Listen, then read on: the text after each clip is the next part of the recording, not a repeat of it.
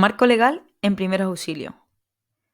El artículo 6 de nuestro Código Civil establece que la ignorancia de las leyes no es excusa de su cumplimiento, lo que significa que aunque una persona no sepa que existe una normativa, esto no le exime de tener que cumplirla. Cuando prestamos primer auxilio, puede ser que se nos asalte un montón de dudas respecto a la responsabilidad y a la ética profesional, como por ejemplo podrían ser: ¿qué pasa si al atender a una víctima ésta fallece? ¿Qué pasa si no atiendo a una persona que necesita asistencia urgente? ¿Se debe pedir permiso a la víctima antes de ayudarla? Todas estas preguntas las podemos resolver con los siguientes aspectos básicos en primeros auxilios. La obligación de actuar quiere decir que todos tenemos obligación ética de actuar, dado que es un deber de solidaridad. Esta obligación ética deriva de la obligación legal de atender a aquellas personas que lo necesiten. Por este motivo, la ley penaliza a las personas que no ayudan a quien se encuentra en una situación grave. Y esto se recoge en el artículo 195, tanto en su punto 1 como en su punto 2. En el punto 1 encontramos que nos dice: quien no socorra a una víctima que se encuentre desamparada y en peligro manifiesto y grave, cuando pueda hacerlo sin riesgo propio ni de tercero, será castigado con la pena de multa de 3 a 12 meses.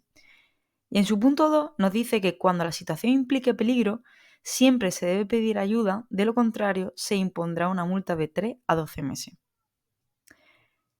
El socorrista tiene la obligación de ayudar a una persona en peligro grave, pero la víctima no está obligada a aceptar esta ayuda.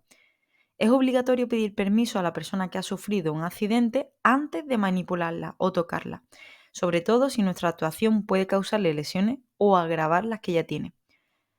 Porque la víctima puede preferir ser atendida por nosotros o esperar a ser atendida por un personal cualificado.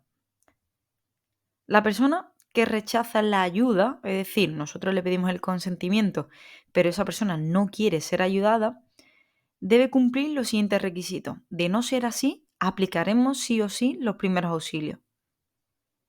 Esa persona tiene que ser mayor de edad, estar en plena posesión de sus facultades mentales para poder entender qué le está sucediendo, y debe hacerse antes testigo o bien firmar un documento si es que lo tuvierais.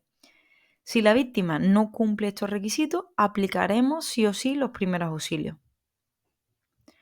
La responsabilidad legal de nuestras actuaciones ante una intervención está relacionada con nuestra capacitación. Por lo tanto, la ley es más exigente con personas que están más cualificadas, como por ejemplo un médico. Un médico tendría a nivel legal más exigencias que, por ejemplo, un auxiliar de enfermería. Y un auxiliar de enfermería a nivel legal tendría más exigencias que un educador infantil. Y así, en función a los conocimientos y la formación recibida sobre los primeros auxilios. En primer auxilio, a nivel legal, hay una regla de oro. Y esta regla de oro nos dice: no hacer daño, hacer solo lo que sabemos hacer.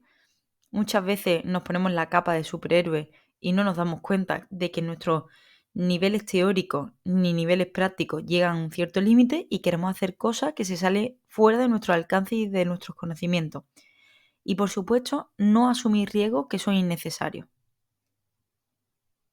Muchísimas gracias.